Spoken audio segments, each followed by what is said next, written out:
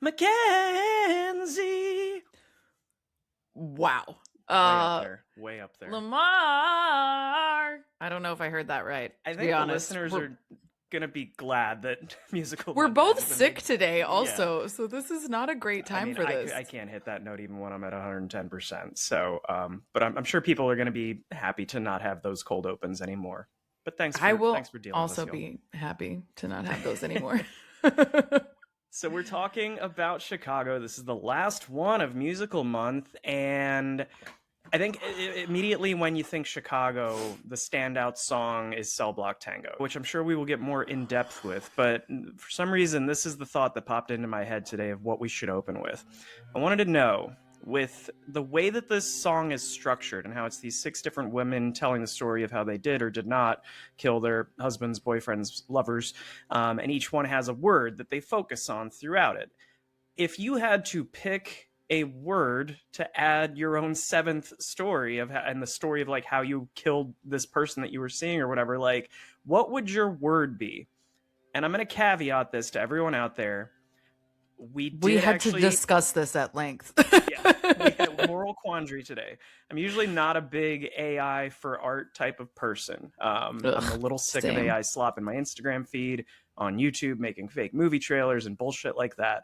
But when you are 15 minutes out from a pod recording session and you need a poem based on a word that fits into the Cell Block Tango, AI, I think I found a good use case. So I hope that you guys will like what we actually came up with. But then he texts me, and y'all know me, and he's like, pick a word. And I was like, of all the words in the whole world, you want me to pick one fucking word? Anyway, I ended up having to pick something that's in my room. But yeah, so. Okay, so here's what we're going to do. I'm going to cue you with the 6 words that are sung in the film, and then you're going to add your 7th word and then tell your story that AI helped you build. Good? Okay, I'm going first? Yes. Okay, all right, here we go. All right. Got it. Pop. 6. Squish. Cicero. Lift shits. Patriarchy. Right, which doesn't surprise anyone that's no. In the vicinity of me. In your room, yes. Okay, so this is what it spit out.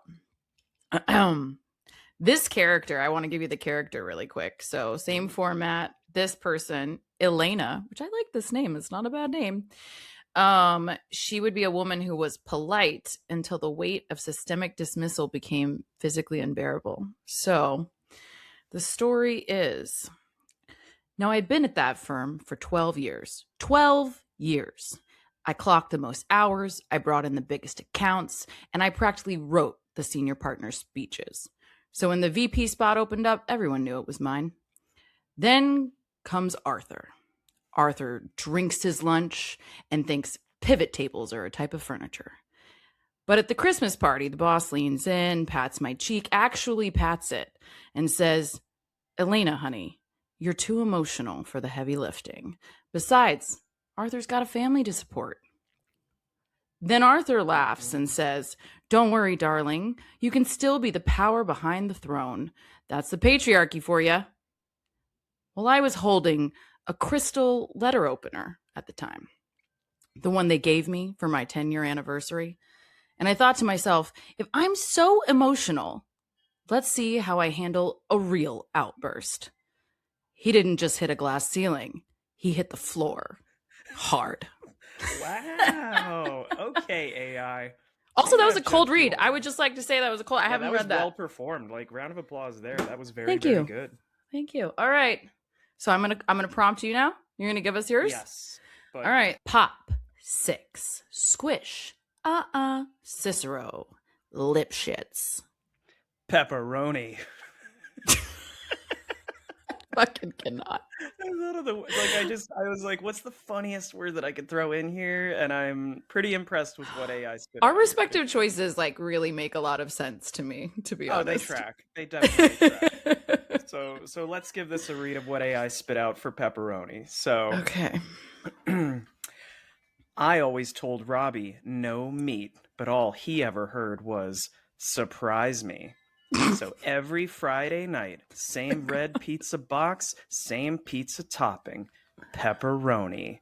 Week after week, Never listened once, always the same.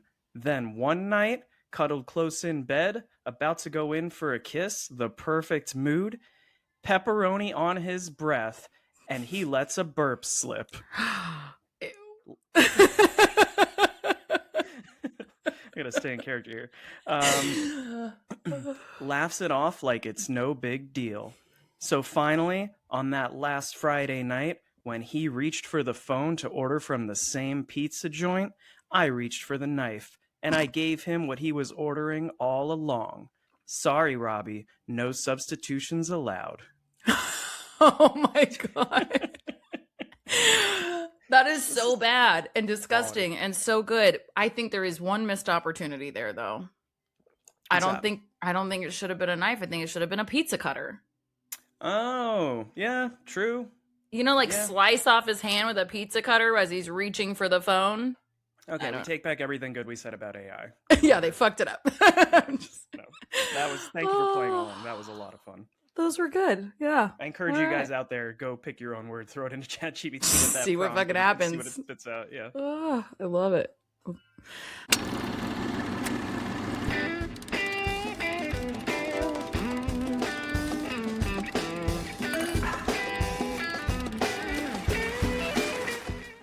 Welcome back to We Drink and We Watch Things. I'm Mackenzie. I'm Lamar. And we are finishing out Musical Month. It feels like it has flown by, if I'm being honest, but it's been awesome. And if you didn't catch it already with the cold open, we're talking about Chicago today. We are the famed movie musical that I think like was kind of a resurgence at that time, if I'm being honest. Like this and Moulin Rouge were like a year apart, or maybe even the same year, and then it just felt like we had multiple after that. Yeah, and it's a little bit different than the Broadway. They changed it a bit for the screen, but I think in ways that make a lot of sense. So it's interesting. Have you ever seen the Broadway show? No, but I need to because I mean, not to get too far ahead of ourselves here, but I think this might be one of my favorite musicals, honestly. Like the portrayal on screen, at least. Like I will get into the specifics of that, but I really love the way that they execute this. It's kind of what I expected to see going into Cabaret. I think this is like my totally. You didn't expect Cabaret to be such a downer. Well, no, but it's in the portrayal of like everything that's on stage there is literally on a stage, and it's like before this is, you know, in someone's mind, or like these grandiose sort of images of how they're seeing the world through these performative eyes, and these visions that she's having. So I just think this is my personal like perfect type of musical. Like this is when I sign up to watch a musical, this is kind of what I have in mind of what's going to get me on board. So I definitely need to see it on stage. Yeah, this is like the this is very different than it on stage, by the way. I think that's a key point. It's like this is like the big bet flashbang production, and it's much simpler on a stage. So I think you expect the movie version is what I would say. Okay. So anyway, to get us through this, what you drinking today? What did we do here? So we are drinking from, as always, at Craft World, designed us this cocktail. We are calling this Roxie's Revolver, and it's going to be 2 ounces of rye. Yeah. 2 ounces of rye, half an ounce of Mr. Black coffee liqueur, 2 dashes of orange bitters. You're going to make that in a mixing glass with ice and stir that until it's chilled. Then you're going to strain it into a flute or a Skinny Collins glass to get rid of the ice. And finally top it off with Prosecco and orange peel garnish if you have it. Let's get a little bit of caffeine up in here, yeah? Yeah, please God. We're both really tired, and like we said, we're sick, so we're dragging. So I actually also put it in my like coupe or Collins glass. I have a really nice like champagne flute here that has my name on it, and it felt so Chicago-y because it's like so flashy, but it's huge. So this looks so tiny. It's ginormous, yeah. But I like my little red cherry. It's cute. Yeah. Okay. Well, cheers. All right. Cheers.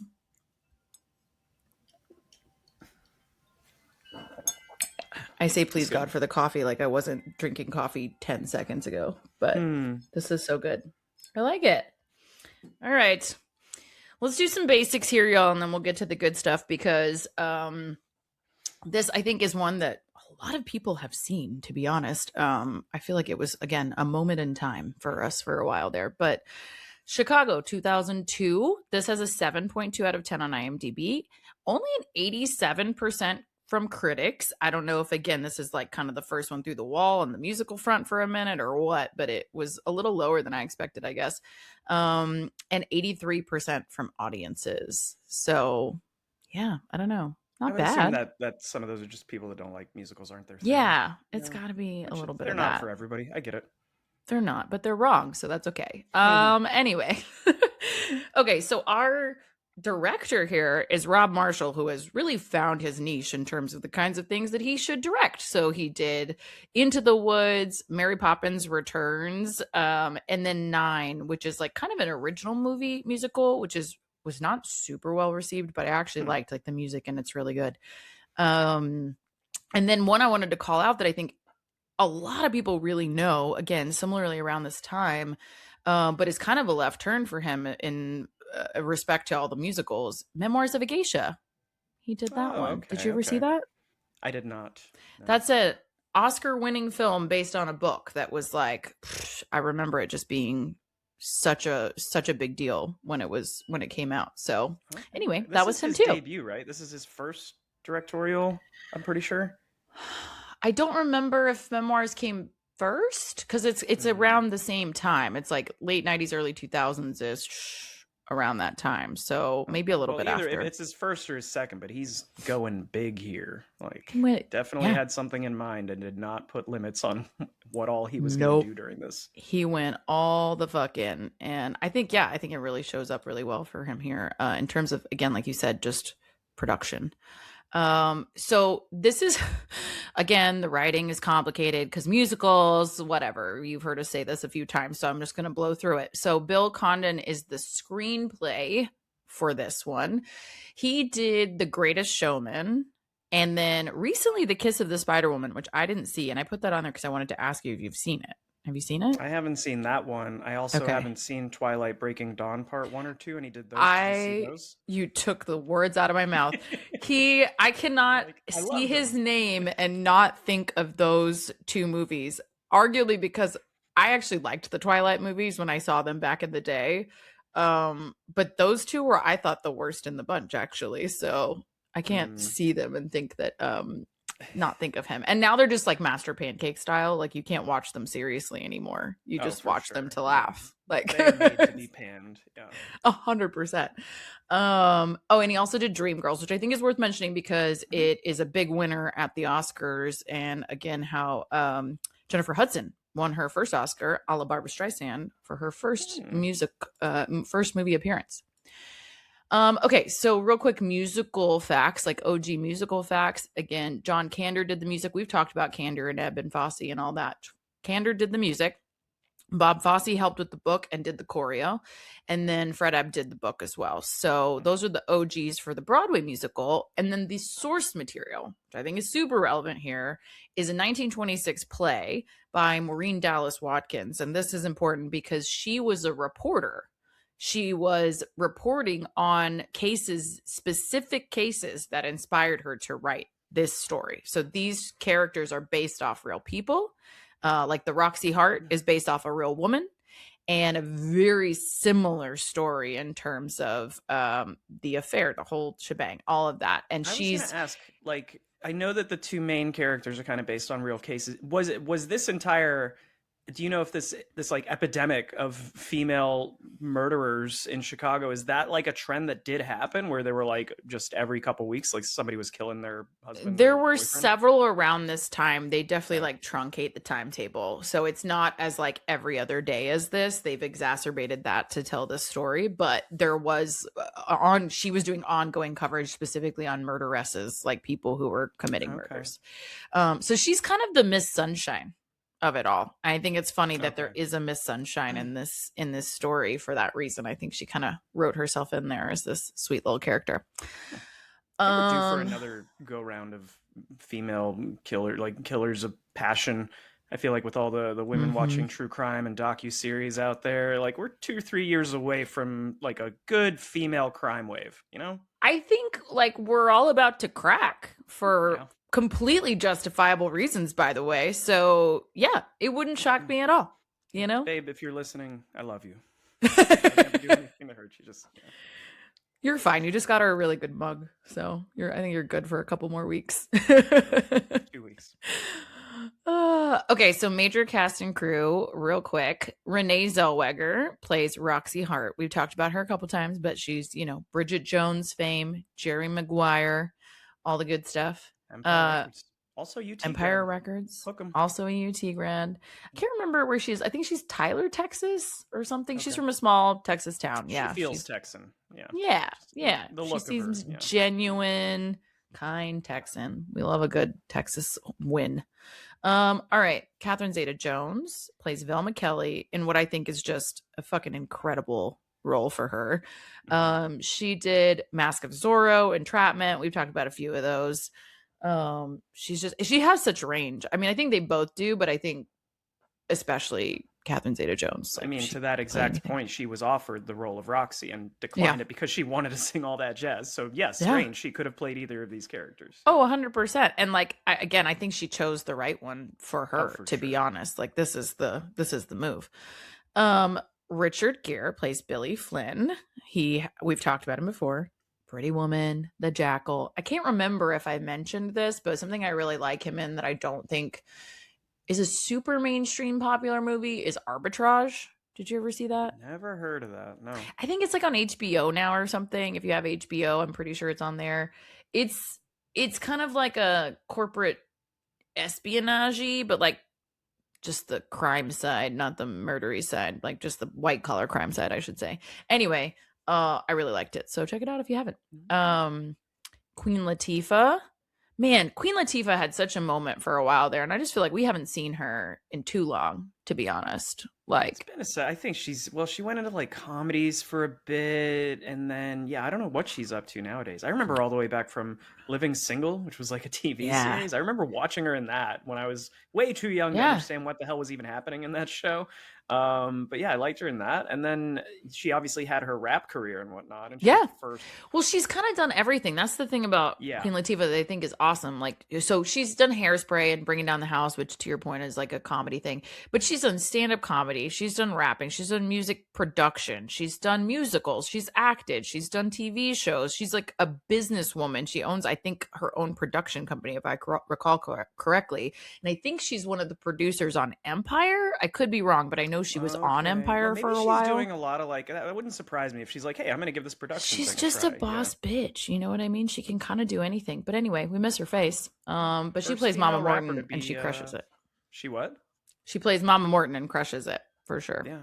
And due to this role, first female rapper to get nominated for an Oscar. I would assume, I didn't look up who the male rapper was. I would assume it might be like Will Smith, maybe Eminem, but I'm guessing Will Smith. But I'm gonna go. Let's go with Will Smith. If anybody out there knows it, fun trivia, send it our way. Yeah, let us know. I don't want to give it a goog right now. But it wouldn't surprise me. Like minutes of silence. Yeah, just hang tight, guys. I just want to double check. No, but it wouldn't surprise me. Just like a quick sidebar, and we can totally delete this. Do you remember at the end of MIB where we cut to a fucking Will Smith music video? Do you remember that? Was it just the Men in Black music video? Well, yeah, it's his music video. Like, he did the main song for the Men in Black. Yeah. And then, like, after the credits, like it's immediately like the movie ends and we're watching Will Smith in his music video. It's kind of one of my favorite things. I personally feel like Will Smith never should have stopped making songs for every movie. Like, there should have been an After Earth rap. There should have been an I Am Legend rap. Yeah, I was going to say, I Am Legend rap? Like, what would that be? Yeah, I want to know. So fucking hard. Okay, sorry y'all. Focusing up. John C. Reilly plays Amos, who is called Andy multiple times, the poor man. And I love him so much. I love him so much. He's so good. Yes, both. But he has done a lot of comedy, as we know. Walk Hard, which is like kind of a parody of like Walk the Line, in case you didn't already know that. Yeah, it's through and like then all the different musical genre, like time spans. It goes all the way back from like the Beatles and Johnny Cash and like a lot of other like decades of music. Yeah. Talladega Nights, which we did recently, much to my chagrin. But he's great in it.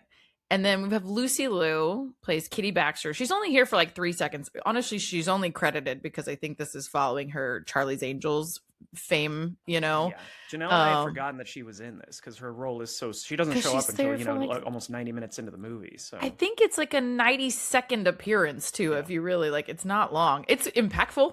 She does a great yeah, job. it makes the point they're trying to make, right? We'll get Exactly. there, but yeah. Exactly. But she's also of Kill Bill fame, if you didn't know. Various other things as well, but mostly Charlie's Angels and Kill Bill, I think, are the things people know her for. And then Colm Fiore, who plays Martin Harrison. We know him from, I forgot this. He is King Laufey in Thor. Do you know who I'm talking about? The blue guy? Laufey? Yeah. No. Yeah, he's him. I mean, he's kind of, obviously he's like makeuped and CGI'd and all the things, but I can see it. Once, so I don't even remember who the bad guy was in that or who the other people outside of the main. It's kind of Laufey, but he does a good job at that, but I just totally forgot that was him. And then also he did Face Off, which we keep talking about. Like, we have danced around Face Off. I don't even know. I'm surprised that never gets a fan jam lot. request. Like, I know. You know. I feel like maybe it did at some point. We just need to work it in, because I do. Okay. I think it's a good one. I think it's a good one. Okay, Taye Diggs, band leader, MC, fucking gem of a performer. I'm in love with him. If you don't know, I have a massive crush on Taye Diggs. But he is of Rent fame, which is one of the places I know and love him from. But also, we've talked about this one as well that we should cover, which is Equilibrium, which is yeah, Equilibrium. I know that it's ripping off like 3 different classic novels and giving 0 credit whatsoever. I don't give a shit. It's a fun. It's good, and it comes out around the same time as The Matrix, or it would have been more groundbreaking than it is. 100%. You know, it's really good. That was gun fu before John Wick was a thing, right? Decades and ago, like yeah. Well, it was simultaneous. I want to be clear to The Matrix. Like, they're being produced at the same time. They're not ripping each other off, and it was a bummer that it kind of got overlooked. I thought it was so good. Anyway. Christine Baranski plays Mary Sunshine, like we said. She has done some other musical stuff before. She did Mamma Mia. She did Into the Woods, which I sort of forgot about. And then she does a lot of TV, actually. She's known for like The Good Wife she was on for a long time and a couple other things. So that's kind of the core that I had. Did you have any others? I mean, the Selbach Tango women are incredible. They're mostly dancers. So I didn't call them out, but they're really good.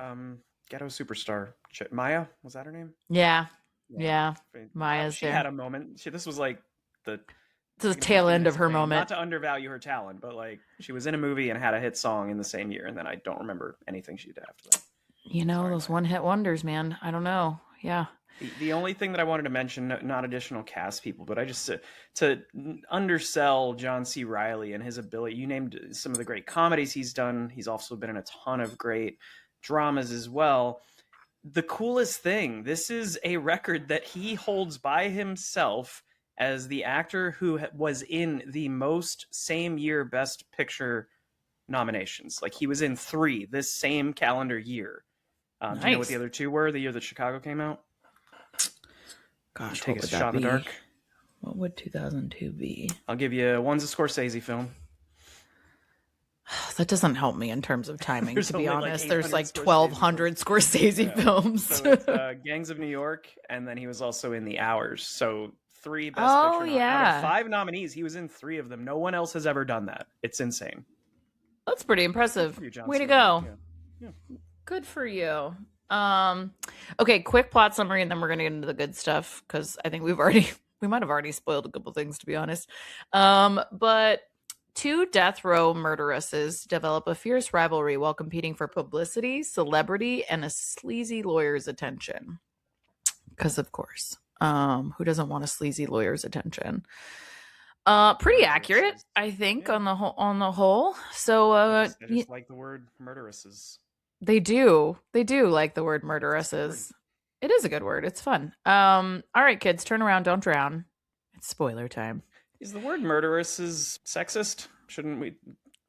I feel like just call them murderers. I think they should all just be murderers. Yeah. I mean, I think it's like not canceled. A bad word, but it's we're already canceled. We haven't even finished the episode. We're already canceled.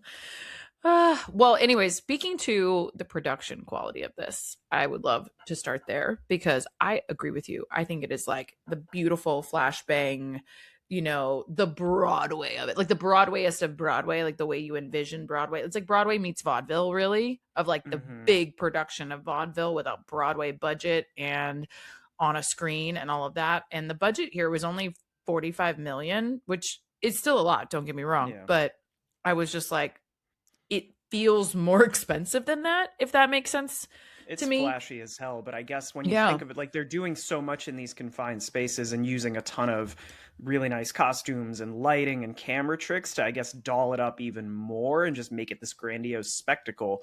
But then when you think about it, they are shooting on these smaller sets. There's not a lot of like massive so I can understand why, you know, they're doing a lot with I'm not going to say 45 mil is very little, but they do. Yeah, it's not a little, but it's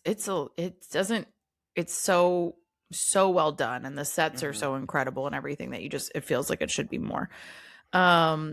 But yeah, I think that's my big takeaway to kind of start with, of just this, like, this, they're trying to convey an overall message of like, this is all entertainment, right? This is all entertainment. These are murder stories, and, you know, everyone down to the journalists and the lawyers and the warden and everybody is getting something out of this kind of entertainment, which at the end of the day is murder. And it's like, how do you dress up murder? How do you dress up that story and make it like entertaining? Flashbang, look here, and don't do a look. Netflix documentary about it. Mackenzie, come on, we've been over this. We've been over this. But you do it in a way that distracts you from like what is actually happening, you know, all the murder, all the terrible things. And there's only one exception to that in this whole story. And it's the Hungarian woman who is actually innocent. And nobody wants to look that long at her, right? Like everyone's ignoring her. It's all about the production and the entertainment and the distraction of it all, which I think is even her, really when they do, you know, she is the only person in this that is killed for her quote unquote crimes, even though we know she's innocent. And even her death scene is glamoured up in a way where they're doing this sort of like circus act or disappearing act type thing, and they're intercutting it with her hanging scene, and it's heartbreaking, but it's just like, this is all a spectacle to them. And I just love how they juxtapose those two things, right? Because you do get the cutaways to the stark reality of that moment. You get the cutaways of she's in a cloudy, gray Chicago day walking up to the gallows, and people are there watching for entertainment and with cameras and notepads. And she's terrified and she's crying and she's overwhelmed and she knows she's innocent and all that. But cut to her looking like a performer and almost virginal and innocent in her white ballerina getup, and like the performance of it all, the way she dances her way to the jump, you know. And it's those two side by side are really stark, really impactful, I think, for the scene. Yeah, the intercuts that they do throughout this, including that sequence, there's little things. I think during Richard Gere's first song, I can't remember. I think he's driving a car, but then they cut to the stage, and the dancers he's on stage with are like kind of pantomiming being different parts of a car. There's just a lot of little things like that where we're cutting back and forth between reality and this vision, for lack of a better term. And I think that's so well done throughout this. And I love that. I actually love that scene that you're talking about too, where he is basically in the middle of a vaudeville act where he's the central character, you know, and it's the all I care about. It's him in the chorus. And there's such amazing shots, like the dancers and the costumes and the design. And like you said, the car movement and everything, like it's really, really well done. And it's beautiful and it's compelling. And you can see why it's a distraction. And I love that it's this exaggerated format of him just pitching his legal services, right? Like it's just this, you know, at the end of the day, he's going, I'm the lawyer for you, and here's why, you know? Yeah. I have this tendency sometimes when we do a theme month to try to relate all the things we've watched into each other. And sometimes I focus on one thing. I'm going to try not to do that today. So this is the last time I will mention Cabaret. But I feel like, to my earlier point where I said that this movie is what I imagined Cabaret would be before I watched, because they're not afraid in this to dress it up, knowing, hey, we are doing this as a screen performance, so we can go balls to the wall insanity with all these different shots and do whatever the hell we feel like. One thing that I will say, I think one thing where I just would have directed / edited a little differently. So I think this one has a few too many camera cuts in some of the musical numbers for how much of like, there's no wasted music in this. Every song is incredible. But for some of the choreography bits or like Richard Gere's tap dancing scene, there's so many camera cuts that it kind of undersells the choreography of it all and the big picture look. Like I was looking during Richard Gere's, and I don't even know if that's him because we're cutting so frequently in this scene. But that was the one thing I might do a little different, is let it kind of breathe without doing a camera cut every 3 to 5 seconds during these musical numbers. One little critique.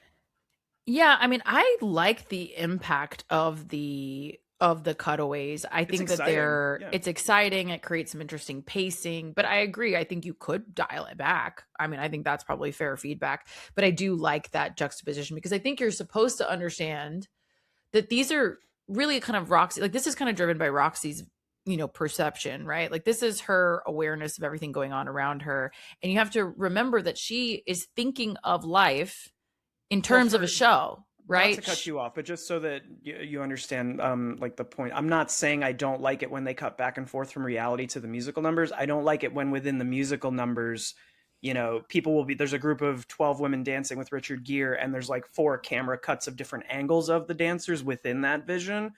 I would like to see actual choreography where I can see that they are all in sync and whatnot, as opposed to like cutting to a leg and then cutting to an overhead and then cutting to Richard Gere and then cutting here. Like it's all within the vision. I don't mind the reality cuts. It's more just like, I want to appreciate some of the effort that the dancers put into this too. You want to see the flashbang. You want to be entertained, motherfuckers. I do. Entertain me.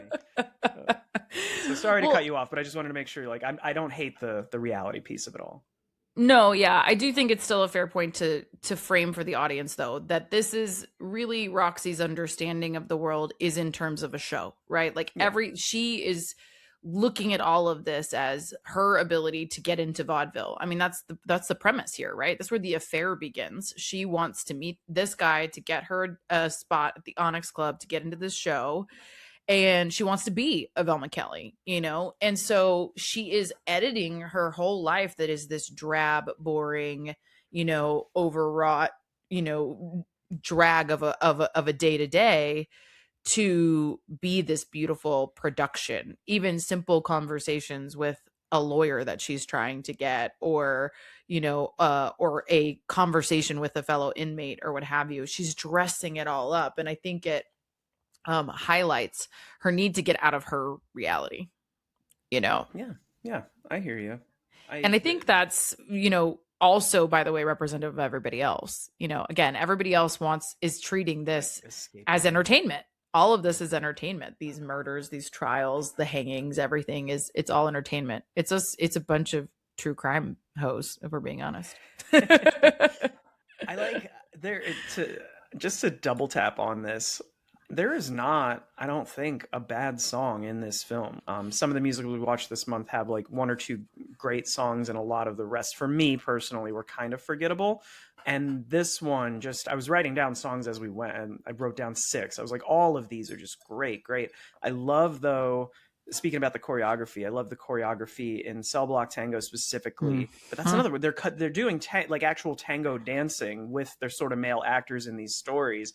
And again, the camera cuts are a little, I'm like, we don't need that. We're watching 2 people dance, but it's fine. But the red fabric that they pull out anytime there's a death, I love that. I love the ventriloquist song, the choreography in that with the strings and the whole crowd, like that.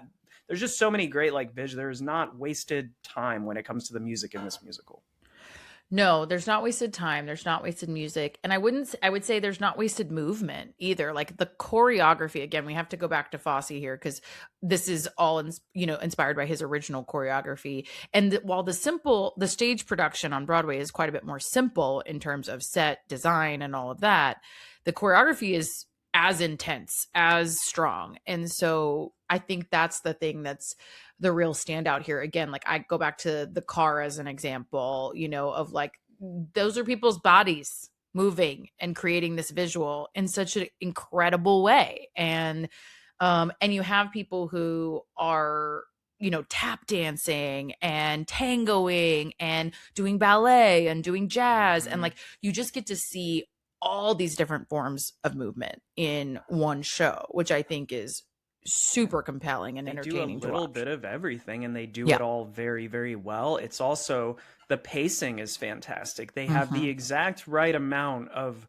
dialogue and storytelling of like Mhm. these non-musical moments, and then within 5 minutes every time you're back to another song. And I just think that Yeah. pacing helps this to move so quickly.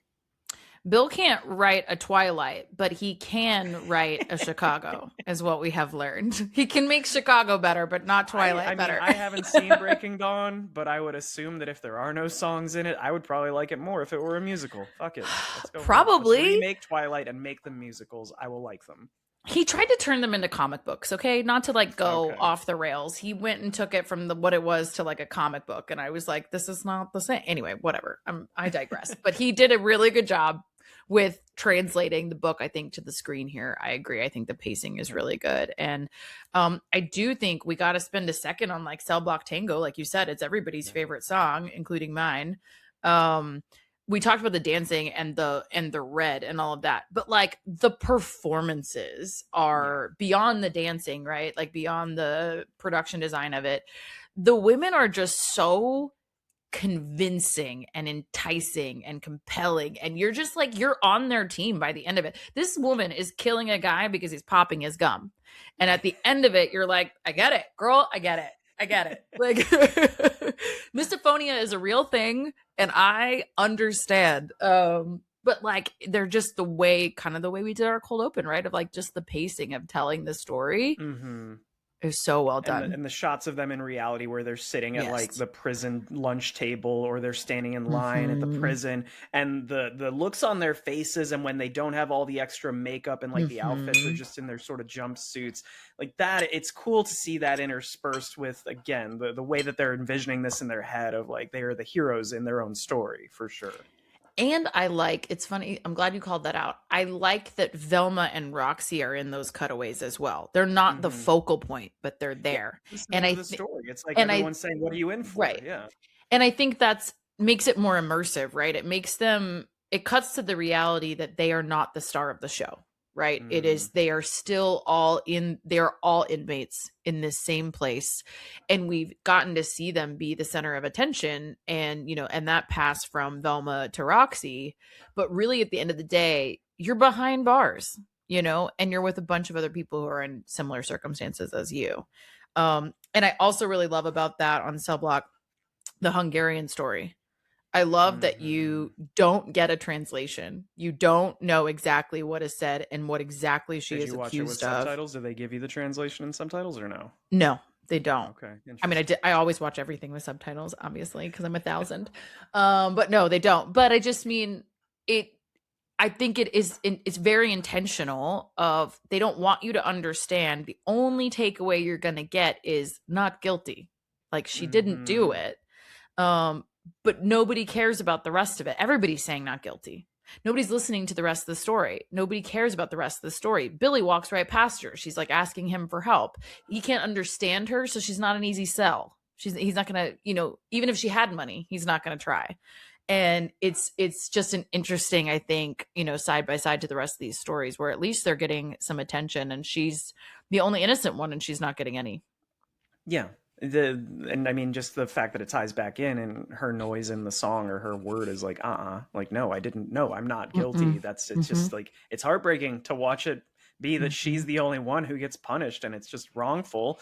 Probably has a lot to do with her, like, being an immigrant or not speaking the language and not being able to make a case for herself. Like, it's 19, when is this in Chicago? Like I think this is supposed to be 1931, I believe. Okay. Something like that. Yeah, or maybe I'm mixing that up, but it's around that same time. Times are hard out there for a Hungarian in Chicago in the 1930s. Yeah, no joke, especially when nobody understands you. Yeah. But I think it also, I mean, segueing that into how all of this is just about entertainment. Like he can't sell that story that easily because nobody else is going to understand her. But I think it takes us to Billy and like the razzle dazzle of it all. He's like the razzle dazzle lawyer. And it's interesting to me that they really manifest that in the way that they do. And it really comes through, but he's a sales guy, right? He reads as like a snake oil salesman at the end of the day, but he is also telling everybody, this is just a circus. Like this is what who has the best story? Who manipulates the Mhm. audience the best? Who is going to turn you, the cold-blooded killer, into a sweetheart, to like, America's Likeable, sweetheart? empathetic. Yeah, Yeah. yeah. So he is like a salesperson and a PR machine and a lawyer all in one, and a performer. And I think that's why this pairs so well. He's putting on a performance at the end of the day. Prior to this, if you had asked me, I would not have imagined Richard Gere being able to play this much of like a charismatic scumbag. And it's very intentional. Like he's super likable throughout this, but the Yeah. things he's so upfront about, his principles, which are basically non-existent. He's in this for the money and a little bit of the fame. He loves it. I do like the way that he does butt heads with Roxie throughout. I think their character dynamic is really fun to watch, as she's sort of like trying to get this media attention. She's hungry for that, and so she's kind of like breaking some of the rules that he's giving her and going off script a little bit. And you get the little camera cuts during the one song where she says something that she wasn't supposed to say and he gives her a look. I do like that dynamic throughout for sure. Yeah, I like that he is showing off all his musical skills, because he actually is a really good musician. Like he can play piano, and he did do the tap dance, for example, and he does play like jazz piano really well. And so it's nice to see Like piano him. and Pretty Woman, right? Like I think so. Yeah, he does. back in Well, the in day, that maybe. scene, Yeah, yeah, yeah, he's down in the hotel. yeah. I think that was like even an improv scene. Anyway, yeah, he's I hope see that all his talented. piano scenes are improv. Like some, like you're 20 minutes into Primal Fear, and he's like, "I'm just gonna sit down and play something." See if this makes the final cut. I know he did it in Runaway Bride, which is another Julia Roberts, so I think that's Oh why it yeah, stands out to I'm gonna me. have to rewatch the Mothman Prophecies and see if at any Right. point he just busts out like. I was like, I don't think he does it in Arbitrage, like, to be honest. But I just love getting to see him perform. He does really well, and he does do the tap, which I think is really cool.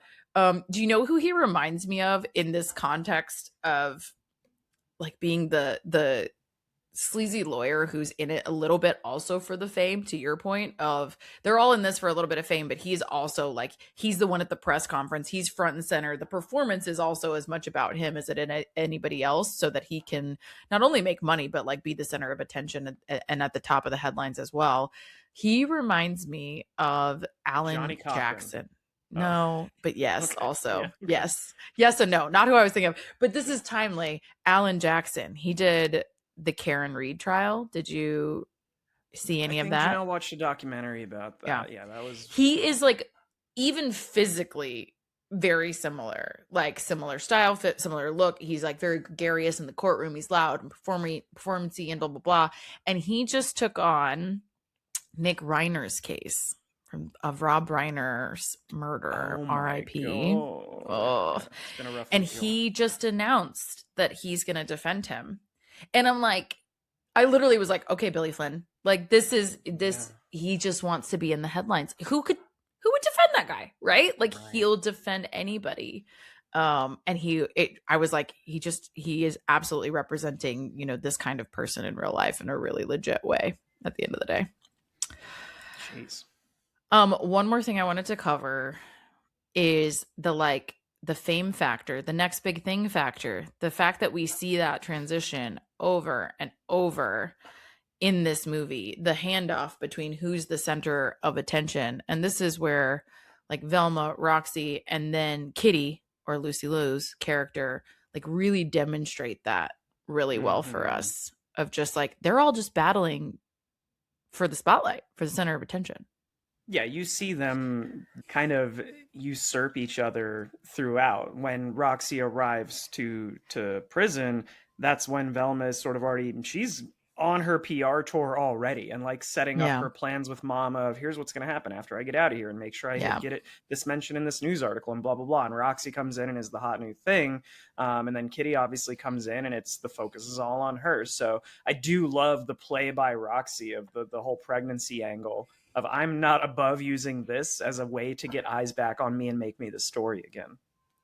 100%. And like, she turns out to be as ruthless or more so than Velma. Like, she's the second coming of Velma, and she is willing to be just as cutthroat as her and just as rough as her. And it's funny because you see her go from this, naive, aspiring actress to overnight she's the center of attention, and all of a sudden that has given her this new ego and next level ruthlessness to keep it. And you see Velma's reaction to it, and you can tell she's like begrudgingly respects it. She's like, God damn it, that was good. Of just this on the fly improv of, dang, she like did it at the right time. I don't want it to, I just hope it didn't hurt the baby. And you're just like, oh, she didn't. Yes, this she did. bitch. Very catty movie. I think of this, originally I thought of this as sort of a feminist film. But I don't know. Cell Block Tango doesn't pass the Bechdel test. All they're singing about are their own boyfriends and husbands. So sorry, I think Chicago. it's funny if I had to spin it, because I'm gonna. I think it's a little bit more feminist than we think, because we are portraying women the way in which we have seen men portrayed 1,000,001 times in film, in the sense that they are just as powerful, they are just as violent, they are just as corrupt, and they are just as every man for themselves as the next person. These are just women who are about themselves first, and like their defense and their needs and their fame and their aspirations and their ambition. So in that sense, like, I think they're actually really powerful. They're not here. No, I'm joking. This is absolutely like a but it's not like a sisterhood feminist story. I think that is fair to say, for sure. It's very much I'm in it for myself type of thing. I think it also helps that the male characters in this, you have the sleazeball that we talked about, who's just kind of exploiting every situation. You have John C. Reilly's character. Is it Amos or Andy? Amos, be kind to Amos. Kidding. But you have Amos, who's kind of like, acknowledges that he's just sort of walked on and also exploited in his own way. He's kind of like what you would consider a weak man by these standards in Chicago at this point in time. And then you just kind of have the scumbags who the girls, we see one of them get killed. Shout out Jimmy McNulty from The Wire at the beginning here. And then all the like male characters that get referenced. But for the most part, it's like those are the two main guys we see throughout the film, which helps us to really get a vibe with these female characters that are just like super cutthroat. And this particular context is what gives them the ability to be so powerful and so impactful in roles that you wouldn't normally see. Like, imagine a woman agent at this time. Mama Morton turns herself into a talent agent, right? And she's the warden of a prison, and she's probably only the warden because she's a woman. And so she's a warden of a women's prison, but she also is filtering people's access to these people. She's in a right position to be able to manipulate what they can and cannot do in terms of, journalism, press, fame, etc. And she turns this into an opportunity for herself as well.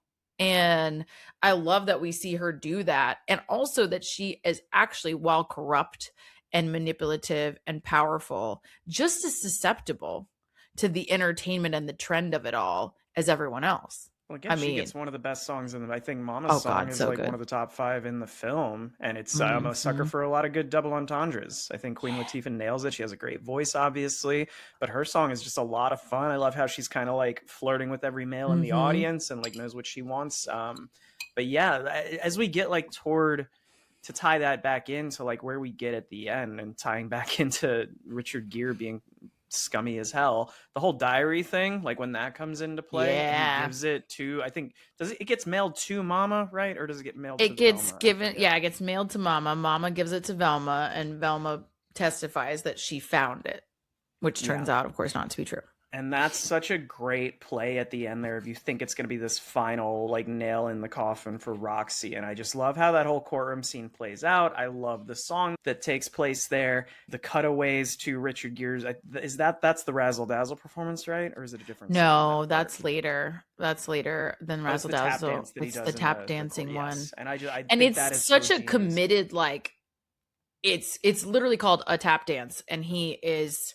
I really love the cutaways there to the court performance and then the tap performance. It's really strong. Yeah, it's a great metaphor for, okay, you're in this scenario, go ahead, like wow them somehow with this. And we find out it was all him planting it anyway, but it's a fun. And that final shot though is so fucking sexy. Like, that is such the theater kid in me, that final like silhouette shot of his tap shoes crossed and him like laying it out there with hands out, like done. You know, it's just, it's so well executed. And I love that performance. But it's one of those things again of like, did he give his client the best defense and was he the best lawyer for them? Absolutely. Did he manipulate the system and compromise his morals and any base ethics as a lawyer to do it? Also, yes, you know?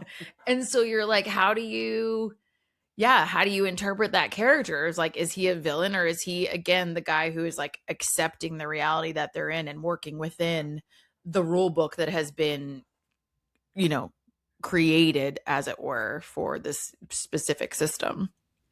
Yeah. He makes this. I would not have expected Richard Gere to play this part, but he is just such a good foil to Roxie and Velma.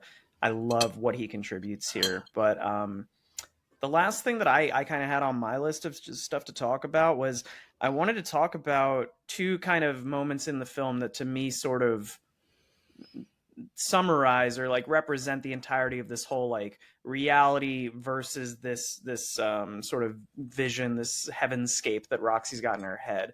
And the first one we see like halfway into the movie where we get the Roxy song, and it's her. I just love, again, I love what they managed to do in these small spaces here when that song starts out with her by herself in a dark, like on stage in pitch black, nothing around. And then as she's walking across the stage, she comes to mirrors and she's looking at herself, and then the backup dancers show up. She's like walking across the men. It's brilliant. It's so good. We have the big Roxy sign. I love that moment juxtaposed with at the end when she's like, I'm finally out of prison, now's my time to shine. We get a big final number from her, and then we cut to her in this like failed audition, dingy, terrible audition, and you're just getting this like how she views herself versus like how she's actually looking in the real world. And I love that cut.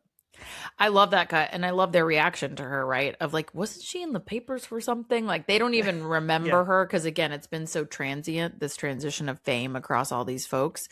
And I love that she is really banking on that. But the reality is that as soon as her trial is over, as soon as she gets off, somebody shoots not only her husband that she was on trial for, but now shoots her lawyer on the courthouse steps. So it's like you get this immediate shift of attention and she can't capitalize on it. And what I love about that transition is we get Velma back, who is, again, one of the best things about this movie. And she comes in and is like, she's the most strategic. She has, I think, learned the hardest lesson because she has watched this happen. She's now been able to identify the pattern, right? And like, she has watched this lesson happen over and over. And she's clearly struggling. You know, her stockings are run. She's not getting a job. We're getting all the implications of it's not easy. And she comes and she's not above pitching Roxy for the second time, no less. Yeah, that she's reading the tea leaves early because she does that. Yeah, earlier. Yeah. She's like, this is what we need to do to get the attention back on us. And you see her having to convince Roxy over again. And again, she's not above that, which I don't think, you know, in the first one, I love the MC of like Velma Kelly in an act of desperation. Like, what a line. What a line. We've not talked about Taye Diggs enough today, but his contribution to this, I was going to say it when we get that hard cut to the audition. I like that he's still there playing the piano during her real piano audition, but his little segues it just gives this movie such a vibe. His voice, like not only his singing voice, but just his speaking voice and just his energy and aura is so perfect for this. And I love that cut at the end where, you know, I wouldn't say it's an act of desperation. It's an act of determination. She's like, I'm not going to let this bring me down, and we can do this together. And that is like the moment of victory for them both, which at this point you do kind of want. And it's not rooted, to your earlier point, in sisterhood. It's in survival is more important than if I like you. I don't give a shit. That one line they say in that final interaction of, this is the one business where hating each other is not a problem. Doesn't matter. I think that is true of a lot of people in Hollywood, honestly. They probably don't get along, but fuck it, we're making money, so let's do it. And I think that's, again, where Velma is the professional, right? She's still the one doing the teaching. She's like, hey, you're new here. We can hate each other and crush it. Let's do it. And so, and then you see them come on stage and give just this incredible fucking number, and everyone's in the audience, including Billy, going like begrudgingly like, God damn it, they did it.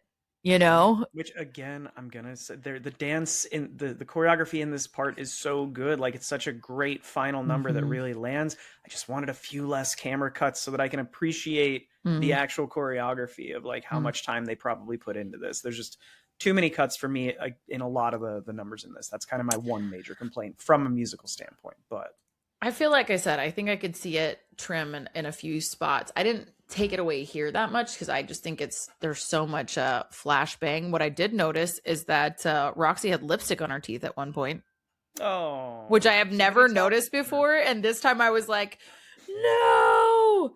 I'm just Anyway, gonna pretend that Catherine Zeta-Jones knew it all along and didn't say a thing.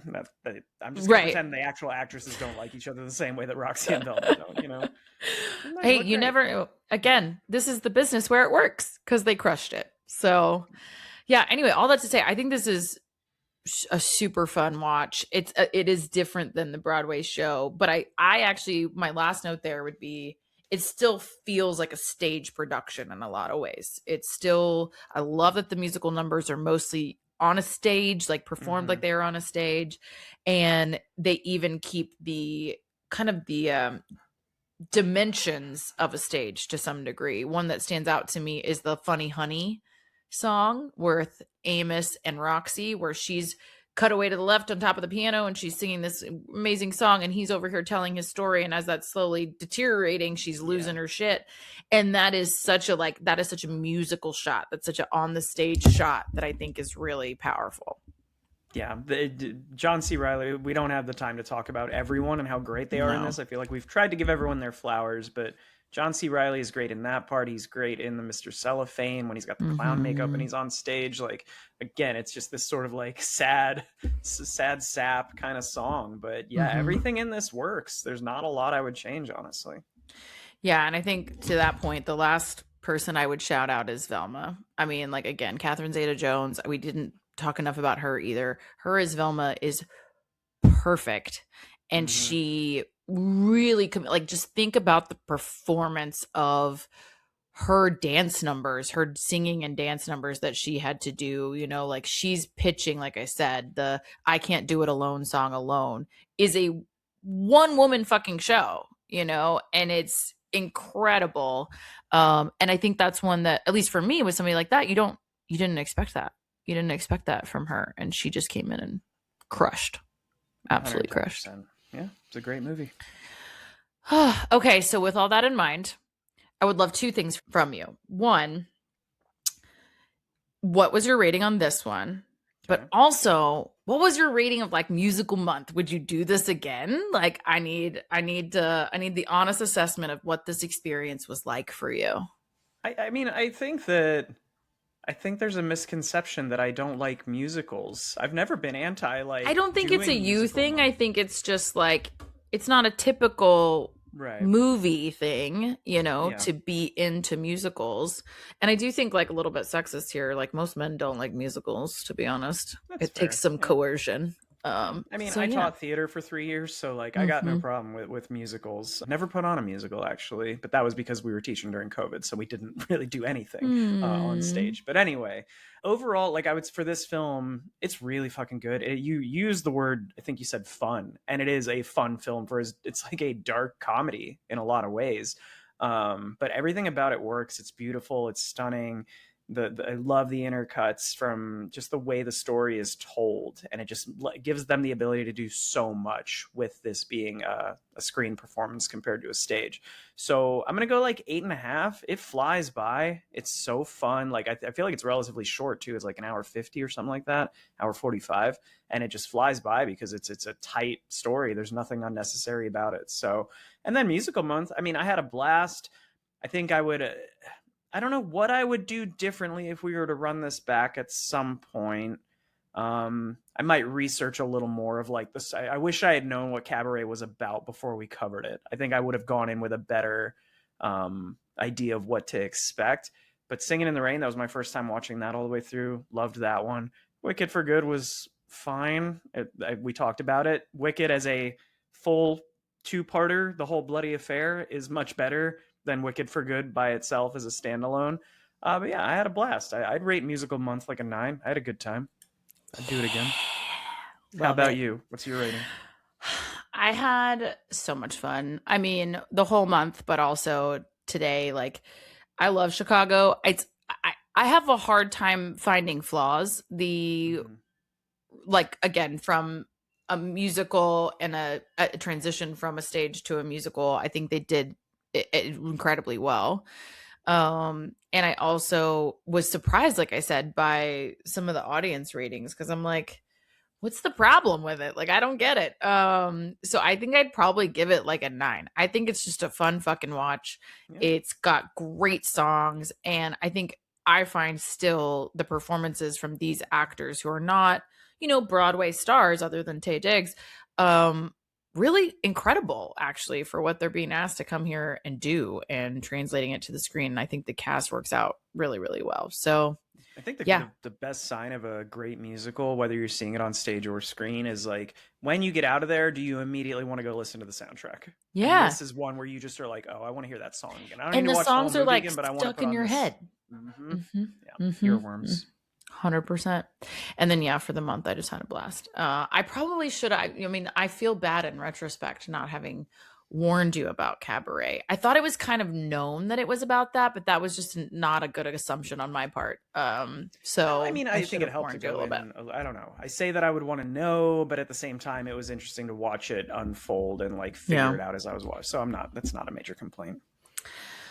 All right, kids. Well, thanks for hanging in, all 5 of you that probably listened to Musical Month, but thanks for letting me have a good time for my Christmas gift. Come back in January for our now third fan jam. Third fan jam. So these are all selected by you. I have like a bone to pick about a couple of them, but whatever. But we are starting with one that I had to give another shot to, Sicario. I'm excited. I staved off watching Sicario for so long because I had an idea in my head of what it was going to be, and it is so not. So you hadn't seen it, but this was your first watch. This was my second or third. I think this was my second full watch through. Got it. I watched it about a year ago on like a plane flight because I was like, I need something to watch, and I'd never seen it. But this is my second time watching it, and I enjoy it so much more now that I know what to expect going in.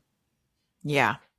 We'll talk about that. I have a lot of thoughts about it. I had to give it another shot, certainly. But in the meantime, follow us on social, Instagram, TikTok, We Drink and We Watch Things. You can email us anytime, we drink and we watch things pod@gmail.com with episode ideas, feedback. Answer that question earlier about the first male rapper to be nominated for an Oscar. Is it not Will Smith? We need to know. And then you can always get the video of this pod on YouTube or Spotify video. Make sure wherever you're listening, give us a follow, a rating, all that good stuff. Help us boost engagement. We appreciate it. We do appreciate it. For now, though, go have a drink and watch a thing. Cheers. Cheers.